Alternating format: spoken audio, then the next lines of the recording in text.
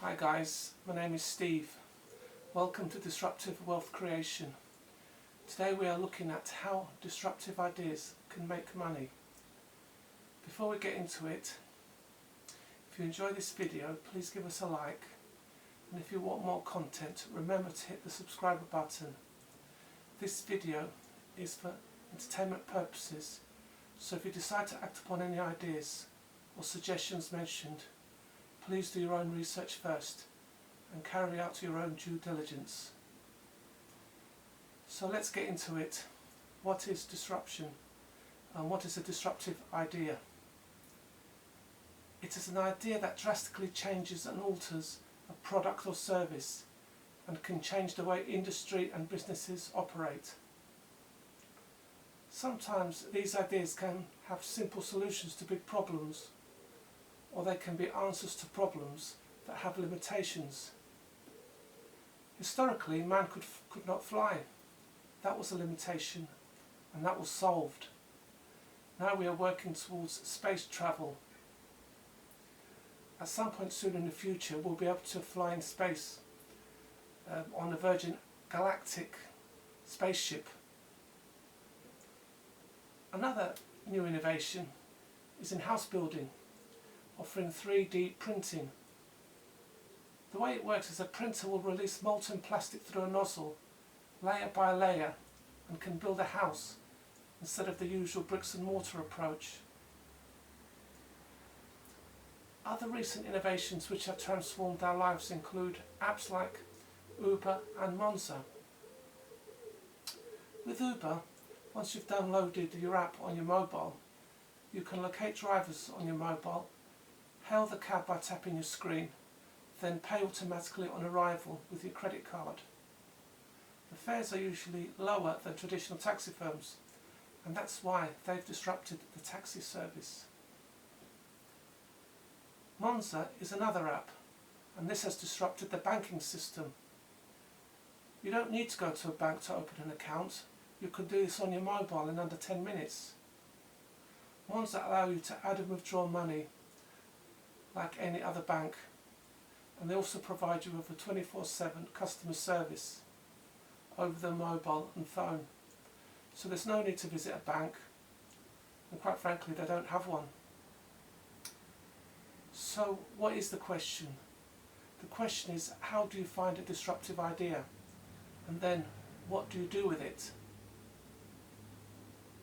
Well, the first question is finding a disruptive idea is you need to be a bit creative, you need to think out of the box, and you need to look around you and focus on solving problems that exist with the things that you have around you. It doesn't have to be technical, and it doesn't have to be complicated. For example, the Black & Decker Workmate is just a workbench, but that was made special because it was made of aluminium and it was foldable, and therefore it was easy to carry, and that's why people bought it, and it sold literally millions. So what do? You've got an idea, so what's next? Well, here are 7 things that you can do. So the first tip is share your idea with a friend. Be careful, sometimes friends will be nice and say an idea is good when it's not. So get a second opinion and a third opinion, and maybe do some research. A second tip is ask your friend to join you. Maybe go into partnership with you.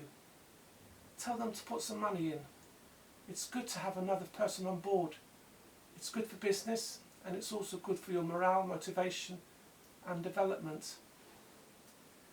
A third tip would be to ask friends or family for money. Sometimes they can be negative, like say, oh, it's another one of your crazy ideas. The thing is, often people dismiss ideas when it's outside their comfort zone. They would rather knock you back than offer you help on your journey. If your friends or family do offer you money, get them to sign a contract. Agree on what terms they are giving you the money. It could be a percentage of the profits of your business, or it could be some interest on the loan. This is quite important because if you're successful, you never know what might happen. If your friends or family refuse to give you money, don't worry about it. It's normal. It happens all the time. Tip number 4, approach the Chamber of Commerce. They can help you and assist you. They like to work with startups, and if you join them, you'll be surrounded by like-minded people. So start networking with them. They will give you the confidence to carry on, and they may give you some help and advice as well. Tip number 5, one of those things that you will need is a business plan. And that's important because that shows how serious you are as a business person. You will need to show what you hope to achieve, how your service or product works, what the price will be, what your projected sales are going to be, who your customers are, who are your competitors, what makes you special. You will need this business plan when going to the bank for money or asking an angel investor for money. Tip number 6, always start small.